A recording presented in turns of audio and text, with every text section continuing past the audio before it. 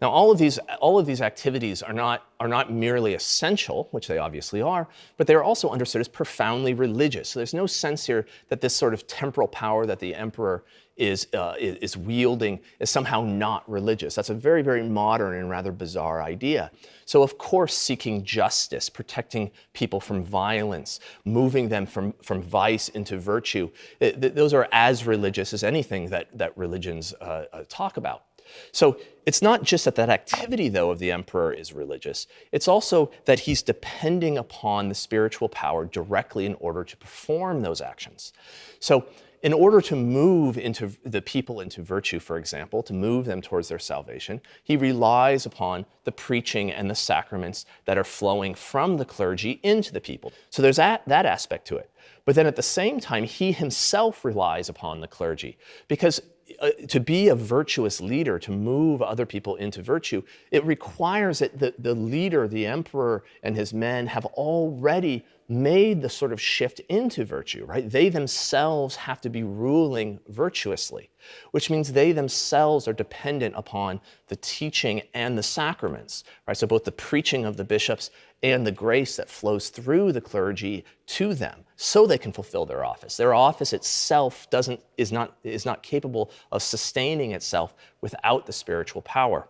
So the emperor had to use his power justly. And if he failed to do that, so if he acted unjustly or if he acted tyrannically, the bishops had not only the authority or the power, but the obligation to correct him. Now, this doesn't make the bishops a supreme power. That's the temptation. If we're still locked into a way of thinking of who's in charge, we'll think, well, if the bishops can correct the emperor, that means the bishops must be in charge. But that's not right either. That, in a sense, that had been the case under Diocletian, right? Diocletian was a priest. The priesthood and the imperial power were the same. But the whole point of what we're talking about here is that that's no longer the social architecture. So now the bishops have the ability, say, to reprimand the emperor, but they don't have the ability to call out the army, to enforce the law, right, to demand that particular sort of temporal actions are taken. That lies well outside their purview. And the reason why this makes sense is because Christianity has a fundamental duality in it, right? Body and soul, time and eternity, divinity and humanity. The incarnation in Christ is the ultimate example of this.